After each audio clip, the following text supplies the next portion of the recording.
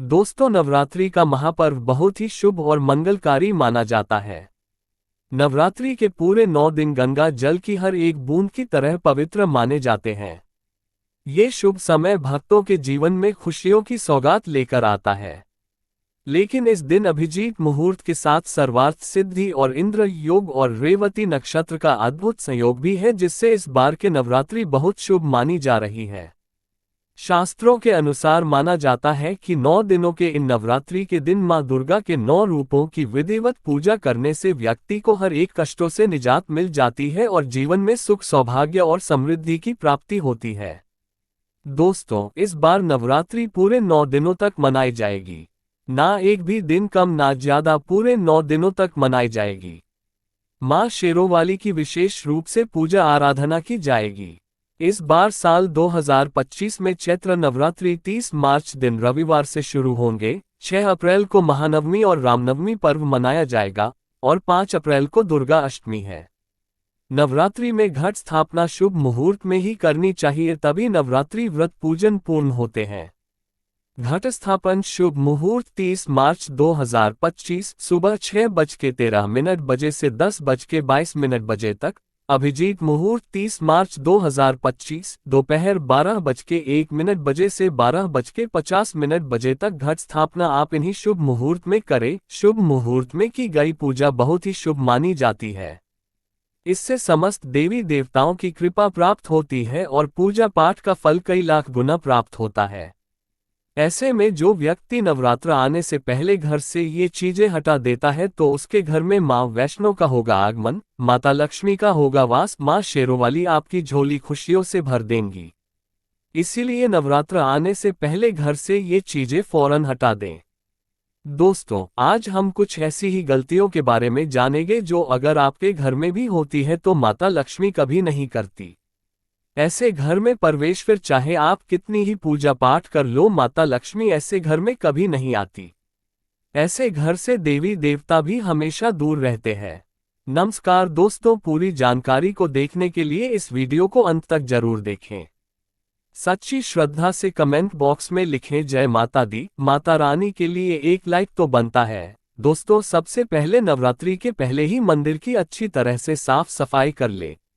मंदिर के अंदर अगर पुरानी मालाएं हैं, टूटी फूटी मूर्तियां हैं, उसके साथ ही खाली माचिस के डिब्बे रखे हुए हैं तो उन्हें बाहर फेंक दें तथा टूटी मूर्ति को किसी नदी में प्रवाहित कर दें। घर में छोटे बच्चों को नवरात्रि का व्रत नहीं रखना चाहिए। इससे उनकी जान को खतरा हो सकता है, क्योंकि इस व्रत में शरीर को अधिक शक्ति की जरूरत होती है। माता शेरोवाली की तस्वीर अगर कांच के फ्रेम की है और वो कांच हल्की सी भी अगर टूटी हुई हो तो ऐसी कांच को बदल वाले या ऐसी तस्वीर को जल में विसर्जित कर दें। टूटी मूर्ति की पूजा करने से, टूटी तस्वीर की पूजा करने से आपकी श्रद्धा, भक्ति, व्रत आदि सब टूट जाता है। आपका व्रत खंडित हो जाता है। दोस्तों, नवरात्रि के 9 दिन बहुत ही पवित्र होते हैं। नवरात्रि के इन 9 दिनों में आचार, विचार और घर को साफ सुथरा और पवित्र रखना अति आवश्यक है। इसीलिए नवरात्रि के 9 दिनों में ब्रह्मचर्य का पालन किया जाता है और तामसिक भोजन ग्रहण नहीं किया जाता। नवरात्रि के 9 दिनों में माता रानी के भक्तों को प्याज, लहसुन, मांस, मदिरा और अंडे से दूर रहना चाहिए। अधिकतर भक्त इन नियमों का पालन भी करते हैं, लेकिन वो एक गलती कर बैठते हैं। वो नवरात्रि के 9 दिनों में अपने घर इन चीजों को रख लेते हैं। ऐसा भूलकर भी नहीं करना चाहिए। भागवत पुराण के अनुसार नवरात्रि के 9 दिनों तक माता रानी अपने भक्तों के घर में वास करती है। अगर आप भी चाहते हैं कि माता रानी आपके घर में वास करे तो आप अपने घर के वातावरण को पवित्र रखें और नवरात्रि शुरू होने से पहले ही अपने घर से प्याज, लहसुन, मीट, अंडा और मदिरा को बाहर निकाल दें। अपने घर को साफ रखें। इन वस्तुओं को घर से बाहर निकालने के बाद अपने घर में गंगाजल का छिड़काव अवश्य करें। भगवद गीता में भगवान कृष्ण कहते हैं, बगैर गंगा जल छिड़काव कोई भी मंगल कार्य सफल नहीं माना जाता। गंगा जल का छिड़काव स्वयं भगवद गीता में श्री कृष्ण ने बताया था। अगर आपके घर में गंगाजल न हो तो मार्केट से गौमूत्र ला सकते हैं और गौमूत्र लाकर आप गौमूत्र का अपने घर में छिड़काव करें। बस थोड़ा सा पानी में डाल लें, इससे आपके घर का वातावरण पवित्र हो जाएगा। घर में मौजूद नकारात्मक ऊर्जा भी नष्ट हो जाएगी, और जिस घर में वातावरण पवित्र होता है और नकारात्मक ऊर्जा नहीं होती, वहां माता रानी का वास सदैव होता है। नवरात्रि के पहले आप अपने पूरे घर की अच्छी तरह से साफ सफाई कर ले। घर में जो भी फालतू सामान है, फटे पुराने कपड़े, उन्हें बाहर निकाल दें। घर में बेकार पड़ा सामान नकारात्मक ऊर्जा लाता है, इसीलिए गंदगी बिल्कुल भी ना करें। धूप दीप जलाकर वातावरण को स्वच्छ रखें। दोस्तों, माता के आगमन के लिए घर का दरवाजा जरूर सजाना चाहिए। इससे माता आकर्षित होती है और घर के द्वार में प्रवेश करती है। मां के आगमन के लिए द्वार को फूलों से सजाना चाहिए। दोस्तों, कई लोग ऐसे हैं जो माता रानी की चौकी कागज बिछाकर बनाते हैं, जो कि बिल्कुल गलत माना गया है। माता की चौकी के लिए आप नीचे लाल कपड़ा ही बिछाए। काला कपड़ा और सफेद कपड़ा भूलकर भी नहीं बिछाना चाहिए। ध्यान रखें, कपड़ा फटा भी नहीं होना चाहिए। दोस्तों, अगर आपके घर में देवी देवताओं की खंडित मूर्तियां या फटा हुआ चित्र अगर हो तो उसे किसी पवित्र नदी में विसर्जित कर दी, क्योंकि ऐसी मूर्तियां और चित्र दुर्भाग्य लाती है। देवी देवताओं की खंडित मूर्ति की पूजन ना करें और ना ही उन्हें घर में रखें, क्योंकि उन्हें घर में रखना बुरा माना जाता है। दोस्तों, वहीं अधिकतर लोग अपनी छत पर या अपने घर के मुख्य दरवाजे के आसपास कबाड़ इकट्ठा कर देते हैं। ऐसा करना अशुभ माना जाता है। अगर आपने भी अपने घर में घर के मुख्य दरवाजे पर या छत पर या फिर खासकर घर के उत्तर दिशा में कबाड़ इकट्ठा कर दिया है, तो नवरात्रि शुरू होने से पहले उस कबाड़ को घर से बाहर निकाल दें। दोस्तों, यदि आपके घर कोई भी बंद घड़ी है तो नवरात्रि शुरू होने से पहले उसे अपने घर से हटा दें और नई घड़ी ले आए या उसकी मरम्मत करवा लें। गली को प्रगति का प्रतीक माना जाता है। बंद घड़ी समय से पीछे चलने वाली हमारी प्रगति में बाधा डालती है। इसीलिए नवरात्रि शुरू होने से पहले ही आप बंद घड़ी को घर से बाहर निकाल दें। दोस्तों, अगर आपके घर के मंदिर में किसी भी तरह का कोई फालतू सामान रखा है, जैसे कि सड़े गले फूल, अगरबत्ती, धूपबत्ती के डिब्बे या माचिस आदि के डिब्बे या कोई भी खाली पैकेट मंदिर में ना रखें, या फिर कोई फटी पुरानी धार्मिक पुस्तक या भगवान की कोई भी पुराने कपड़े जो फट गए या मुकुट माला जो खराब हो गई है, तो उन्हें आप जितना जल्दी हो सके अपने मंदिर से हटा दें। नवरात्रि से पहले आप अपने मंदिर की और मंदिर के आसपास की साफ सफाई अवश्य ही करें, तभी माता रानी की चौकी स्थापित करें। इसके साथ ही आप अपने धन रखने के स्थान की सफाई भी अवश्य करें, क्योंकि नवरात्रि के दौरान माता लक्ष्मी भी गृह प्रवेश करती है। धन रखने के स्थान पर किसी भी तरह का कोई भी फालतू सामान, टूटा हुआ सामान ना रखें। धन रखने के स्थान को मंदिर की तरह ही साफ रखें। नवरात्रि के दौरान माता रानी की पूजा में कौड़ियों को शामिल करें। माता रानी के साथ साथ रोजाना कौड़ी का भी पूजन करें। इसके बाद आप कौड़ी को धन रखने के स्थान पर रख दें। ऐसा करने से बरकत हमेशा होती है। अगर आपके पास पुराने जूते चप्पल इकट्ठे हो गए हैं तो नवरात्रि से पहले उन्हें घर से बाहर निकाल दें। पुराने जूते चप्पल की अशुभता के कारण ही घर में नकारात्मक ऊर्जा आती है और घर में अशांति और कलह का माहौल रहता है। नवरात्रि आने से पहले घर से ज्यादा निकालना ना भूलें। अगर जिस घर में जाला होता है, उस घर में माता रानी का भी वास नहीं करती। साथ ही साथ टूटे फूटे बर्तन अगर घर में पड़े हैं या टूटा हुआ आईना भी अगर घर में हो तो उसे भी निकाल दें।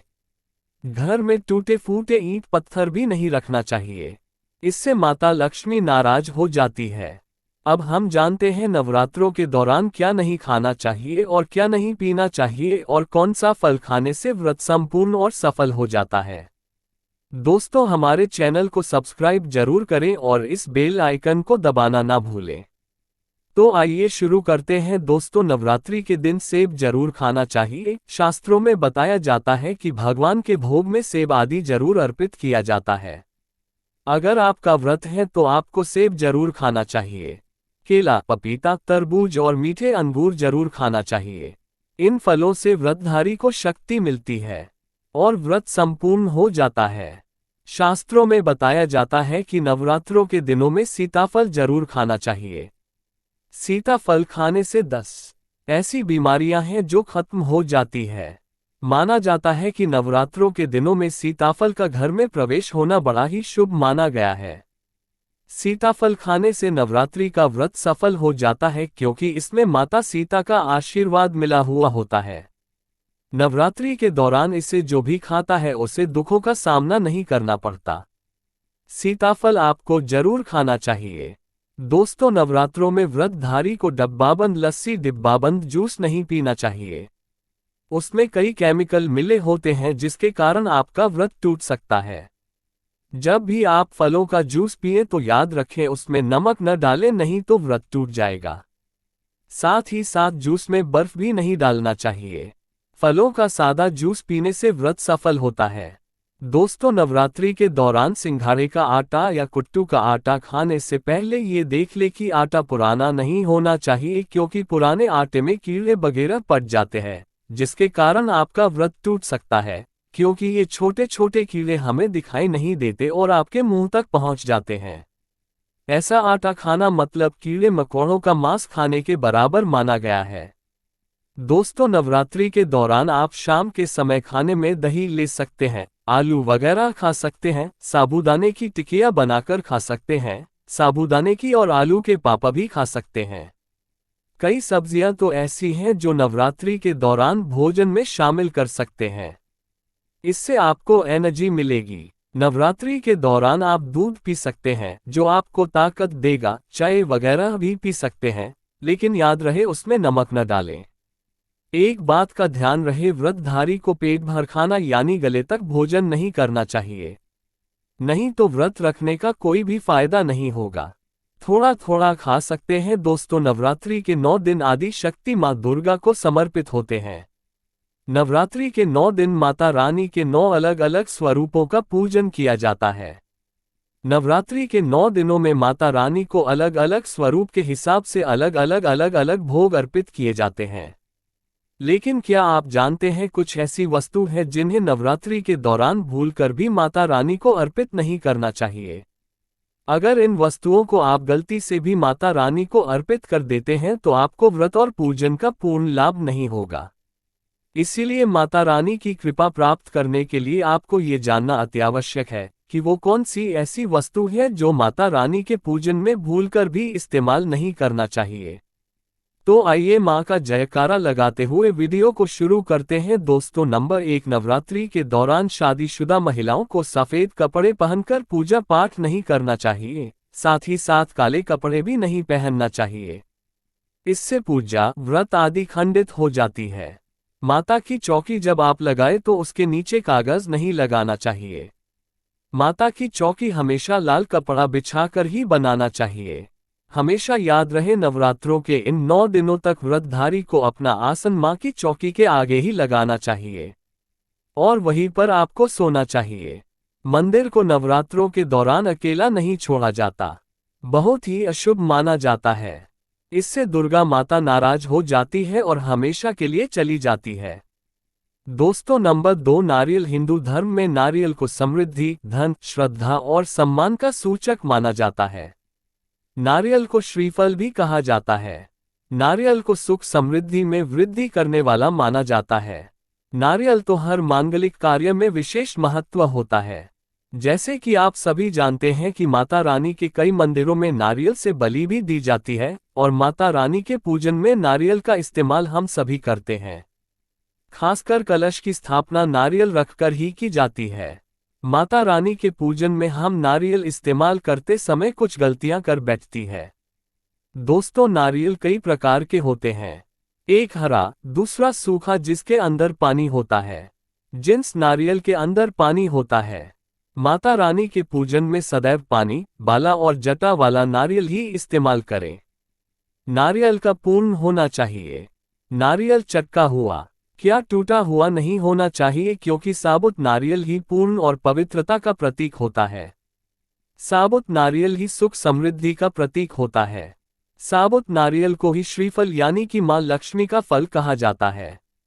नवरात्रि में माता रानी के कलश की स्थापना करते समय जटा वाला यानी पानी वाला नारियल ही कलश पर स्थापित करना चाहिए। साथ ही यह ध्यान रखना चाहिए कि नारियल को सदैव कलश के ऊपर लेटाकर रखना चाहिए। घट स्थापना करते समय कभी भी नारियल को खड़ा करके नहीं रखा जाता। नारियल को सदैव लेटाकर कलश के ऊपर रखा जाता है। साथ ही नारियल को स्थापित करने से पहले आप नारियल को लाल कपड़े में लपेटकर उस पर और फिर लाल चुनरी उड़ाकर आप नारियल को कलश के ऊपर स्थापित करें। शास्त्रों के अनुसार कलश के ऊपर जब सही तरीके से नारियल रखा जाता है और सही प्रकार का नारियल रखा जाता है, तभी ही व्रत और पूजन का पूर्ण फल प्राप्त होता है। ये भी ध्यान रहे कि महिलाएं माता रानी को नारियल अर्पित तो कर सकती है, लेकिन कभी भी माता रानी के सामने नारियल को भूलकर भी न तोड़ें, क्योंकि नारियल बीज रूप होता है और स्त्रियां बीज रूप से ही शिशु को जन्म देती है। इसीलिए कभी भी महिलाओं को नारियल नहीं तोड़ना चाहिए। दोस्तों, नंबर 3, लौंग। लौंग हम सभी माता रानी के पूजन में इस्तेमाल करते हैं, लेकिन लौंग का इस्तेमाल करते समय एक बहुत बड़ी गलती कर बैठते हैं। हमेशा ध्यान रखना चाहिए कि माता रानी को सदैव फूल वाली लौंग ही अर्पित करना चाहिए। जिस लौंग के ऊपर फूल नहीं होता या फिर जिस लौंग के पीछे लकड़ी की डंडी नहीं होती, उसको आप माता रानी के पूजन में भूलकर भी इस्तेमाल ना करें। फूल वाले लौंग को ही पूर्ण माना जाता है और माता रानी के पूजन में कोई भी अपूर्ण वस्तु, कोई भी खराब वस्तु या टूटे हुए अक्षत इस्तेमाल नहीं करना चाहिए। इसीलिए सदैव माता रानी के पूजन में फूल वाली लौंग का ही इस्तेमाल करें। दोस्तों, नंबर 4, तुलसी के पत्ते अर्पित नहीं करने चाहिए। माँ दुर्गा के पूजन में तुलसी पत्र का इस्तेमाल करना वर्जित माना जाता है। तुलसी पत्र के अलावा मामला भी माता रानी को अर्पित नहीं करना चाहिए और दुर्गा भी माता रानी को अर्पित नहीं करना चाहिए। दुर्वा भगवान श्री गणेश को अति प्रिय है। नवरात्रि में आप भगवान गणेश को दूर्वा अर्पित कर सकते हैं। भगवान विष्णु जी को तुलसी के पत्ते अवश्य अर्पित कर सकते हैं, लेकिन माता रानी को भूलकर भी तुलसी के पत्ते या दूर्वा अर्पित ना करें। माता रानी को सफेद फूल भी अर्पित ना करें। माता रानी को सदैव लाल रंग के फूल अर्पित करने चाहिए। लाल रंग के फूल माता रानी को अति प्रिय है। खासकर माता को गुड़हल और कमल के फूल अति प्रिय है। शास्त्रों में बताया जाता है कि घर में माता रानी की 2 या 3 मूर्तियां या फोटो नहीं होने चाहिए। इस बात का भी आप विशेष ध्यान रखें कि माता रानी के पूजन में कोई भी खंडित चीज इस्तेमाल ना करें। खंडित चीज जैसे कि चटका हुआ या टूटा हुआ दीपक या फिर अटका हुआ कोई बर्तन। साथ ही ये भी ध्यान रहे कि लोहे के और प्लास्टिक के बर्तन आप माता रानी के पूजन में इस्तेमाल न करें, क्योंकि प्लास्टिक के चाइनीज बर्तन हड्डियों के पाउडर से मिलकर बनते हैं। ऐसा ना करें, ऐसे बर्तनों को माता रानी के पूजन से सदैव दूर रखें। माता रानी को जो पुष्प अर्पित कर रही है उन्हें सूंघे नहीं। सुनते हुए फूल या गिरे हुए फूल या फिर मुरझाए हुए फूल माता को अर्पित ना। दोस्त, नवरात्रि के अष्टमी और नवमी तिथि पर कन्या पूजन का विधान है। ऐसे में आप अष्टमी और नवमी को इन दोनों तिथियों में कन्या पूजन अवश्य ही करें।